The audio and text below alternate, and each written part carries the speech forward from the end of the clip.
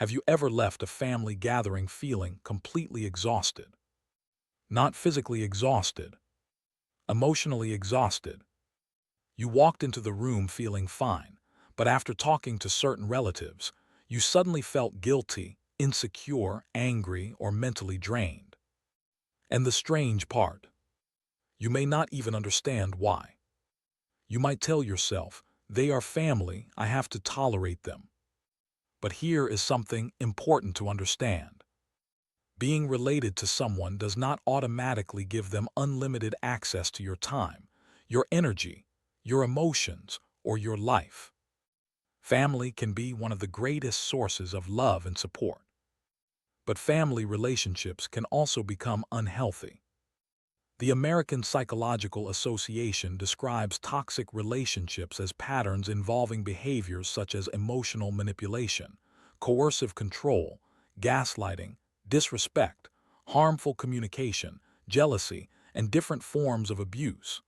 And these patterns can happen inside families too. So today, we're not talking about cutting off every relative who annoys you. We're talking about something much more practical. Recognizing patterns. Because one bad conversation doesn't make someone toxic. One argument doesn't make someone toxic. And someone disagreeing with you doesn't make them toxic. What matters is the repeated pattern of behavior and what happens when you try to establish reasonable boundaries.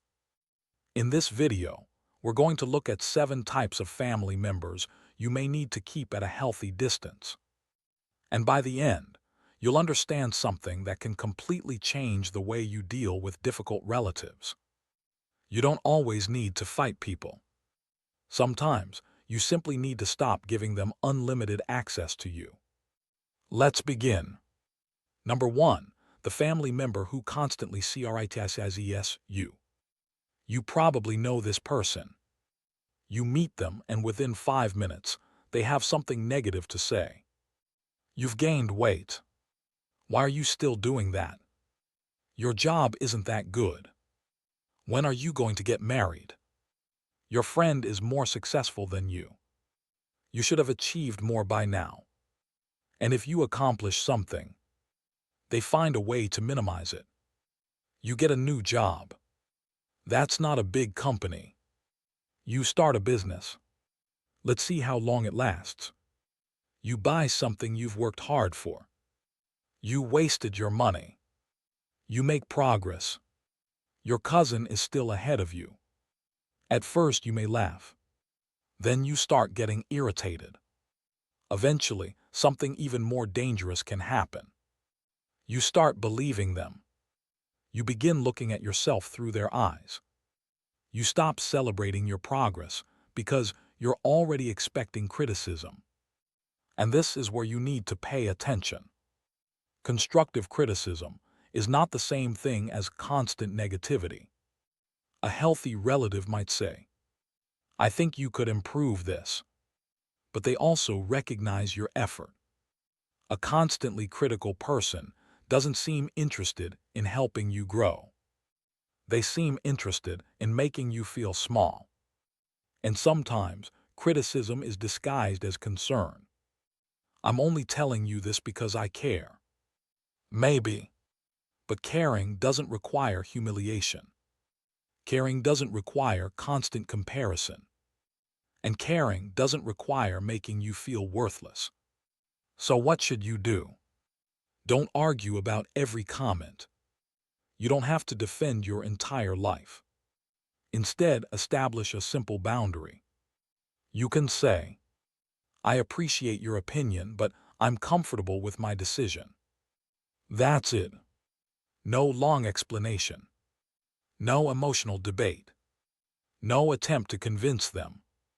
Because here's a powerful rule. You don't need everyone's approval to move forward with your life. Number 2, the family member who uses guilt to control you. This one can be extremely difficult because guilt is powerful, especially when it comes from family. Imagine you say, I can't come this weekend. And they respond, fine, I guess you don't care about us anymore. Or you say, I can't lend you money right now. They say, after everything I've done for you. Or maybe you make a decision they don't like. Suddenly you're selfish, ungrateful, disrespectful, a bad son, a bad daughter, a bad sibling, a bad relative. Notice what's happening. The conversation is no longer about the actual decision. It's about making you feel guilty for having a boundary. And this is where many people get trapped. They think, if I say no, they'll be upset. So they say yes. Then they feel resentful. Then they become exhausted. Then they blame themselves. Mayo Clinic guidance on boundaries emphasizes an important distinction. You can care about someone without taking responsibility for their emotions, thoughts, or behavior. Healthy boundaries help clarify where your responsibility ends and another person's responsibility begins. Think about that. You can love someone without obeying them. You can respect someone without agreeing with them. You can care about someone without solving every problem they create. And most importantly, someone being disappointed by your boundary does not automatically mean your boundary is wrong. Practice saying, I understand you're disappointed, but my answer is still no. That sentence is incredibly powerful. You don't need to become rude. You don't need to become cold. You simply need to stop confusing guilt with responsibility. Number 3, the family member who always compares you. Comparison can quietly destroy confidence, especially when it happens repeatedly inside your own family. Look at your cousin. He bought a house. She got married. He earns more than you. She has a better job. They're already successful.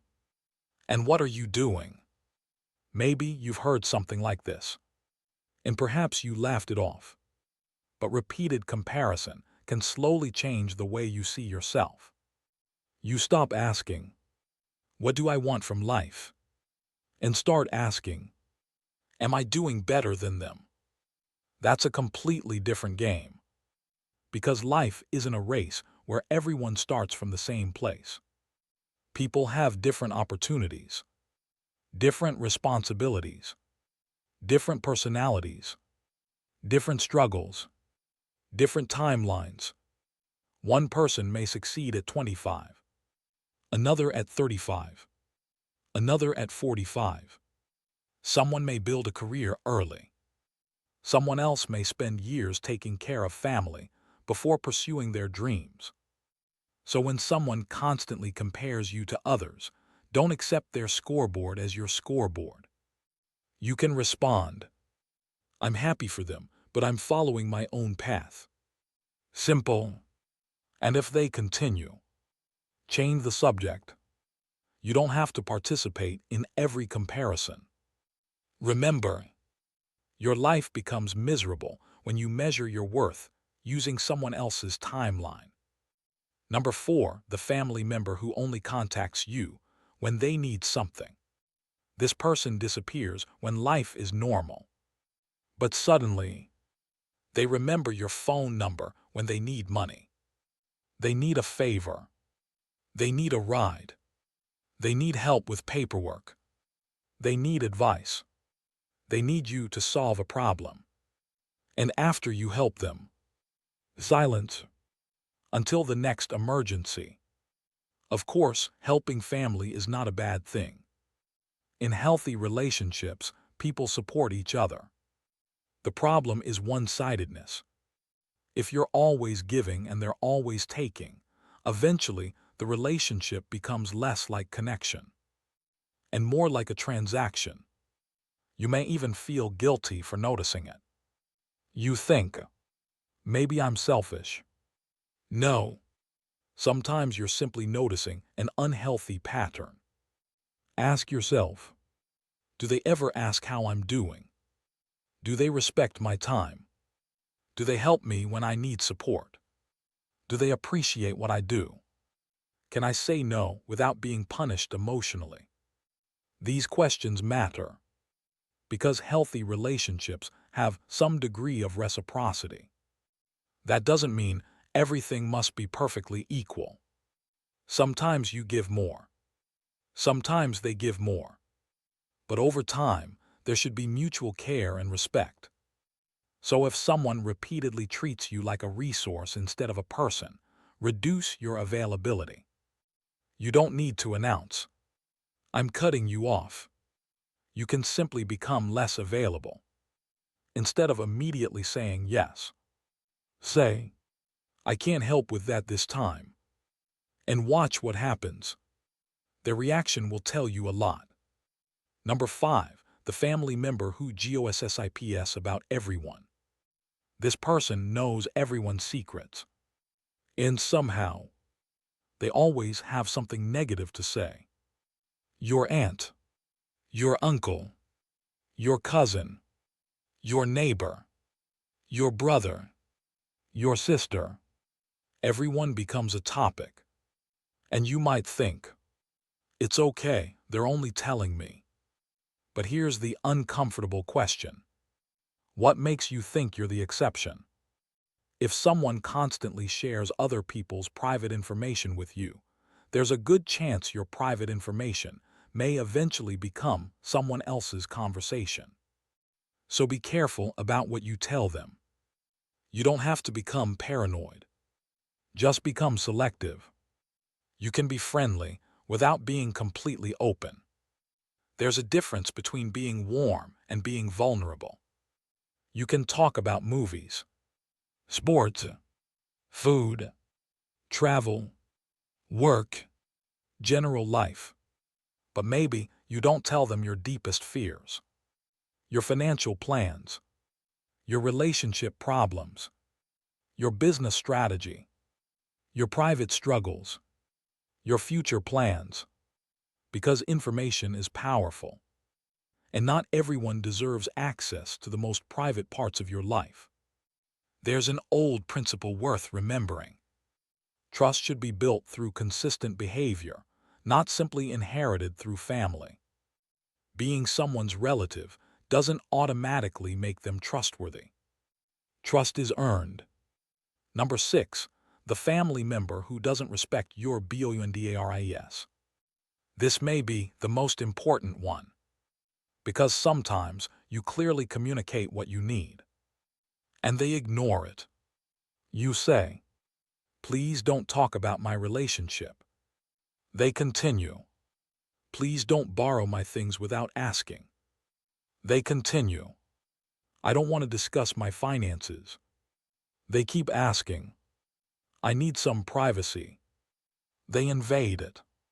You say no. They treat your no as a challenge. This is where you need to understand something. A boundary isn't a request for someone else to behave exactly the way you want. A boundary is a decision about what you will do when a behavior happens. For example, if you insult me, I'll end the conversation. If you keep asking about my finances, I won't discuss the topic. If you shout at me, I'll leave and we can talk later. That's a boundary. Mayo Clinic recommends clearly communicating your limits and having an action plan for what you'll do if those limits are violated. It also notes that saying no is part of developing healthy boundaries. And here's where many people make a mistake. They explain their boundary 10 times. They debate. They defend. They negotiate. They become emotional. Instead, keep it simple. I've already answered that. I'm not discussing this. Please don't speak to me that way. If this continues, I'm going to leave. Then follow through.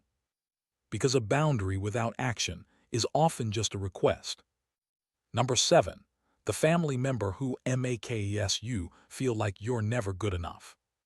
This one can be the hardest to recognize, because sometimes there isn't one obvious insult.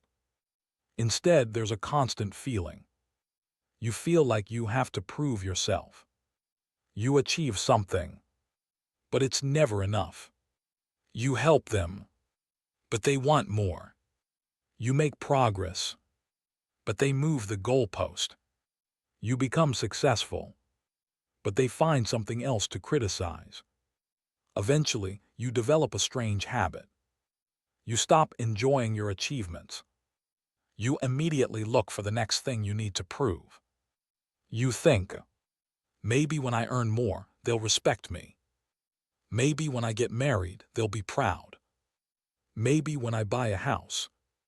Maybe when I become successful. But what if the approval never comes? Then you've spent years trying to win a game that was never designed for you to win. This is why your self-worth cannot depend completely on family approval. Your family can have opinions about your life, but they don't get to define your value. And sometimes, the healthiest thing you can do is stop auditioning for approval. You don't need to prove your worth every time you walk into the room. You don't need to explain every decision. You don't need to convince everyone that your life is meaningful. Your life doesn't become valuable when other people finally understand it. It was valuable before they understood it. But wait, should you actually cut these people off? This is where we need to be careful. The title says, family members you should avoid. But avoiding someone doesn't always mean completely cutting them out. There are different levels of distance. You can reduce how often you talk. You can stop discussing personal topics. You can stop lending money. You can limit visits. You can keep conversations short. You can stop reacting to provocations. You can create physical distance. Or, in serious situations involving abuse, manipulation, or safety concerns, stronger separation may be appropriate.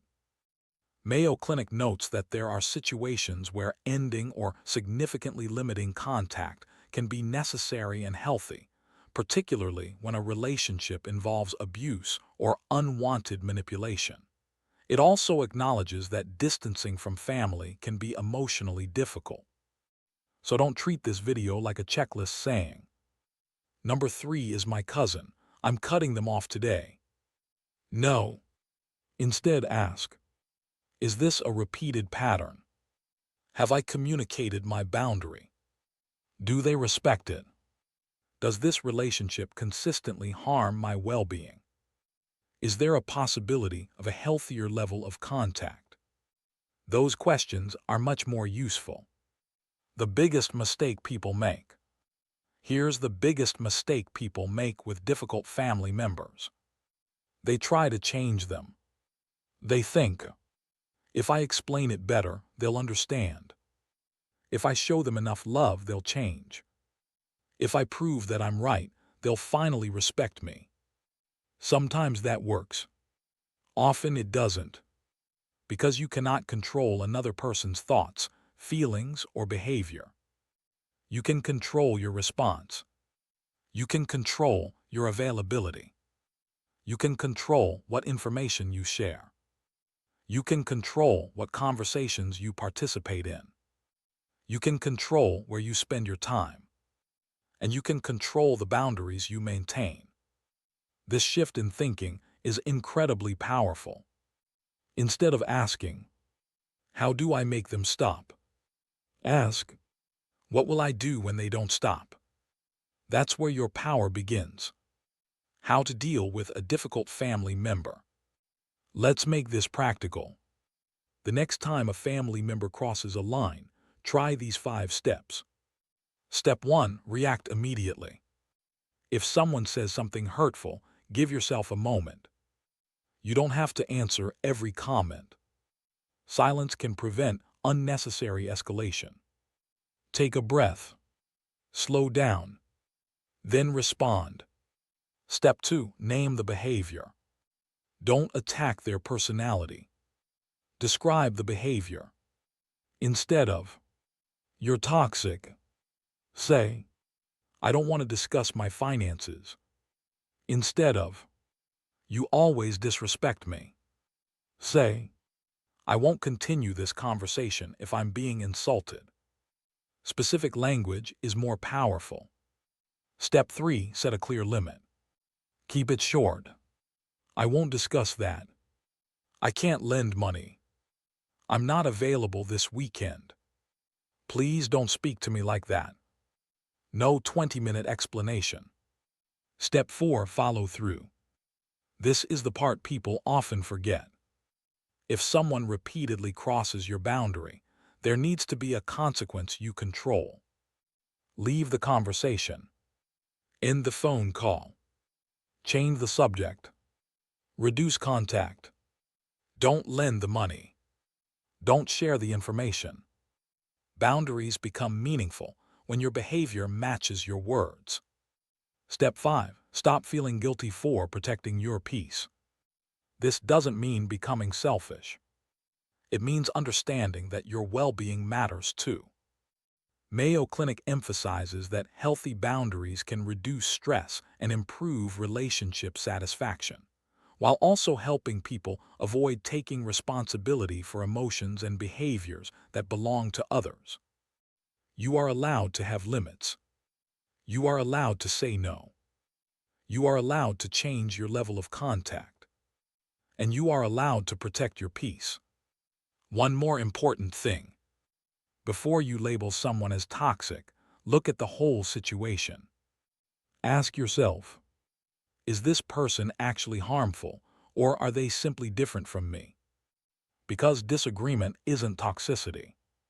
Criticism isn't automatically toxicity. A relative having a different opinion isn't automatically toxicity. Sometimes people are imperfect. Sometimes they make mistakes. Sometimes they don't understand your boundaries because you've never clearly communicated them. Healthy relationships can survive disagreement. They can survive mistakes. They can survive difficult conversations. The real warning sign is a persistent pattern of harmful behavior, especially when the person refuses to respect reasonable boundaries. That's the difference. The real lesson. Family is important, but family should not become an excuse for unlimited disrespect. You can love someone and still create distance.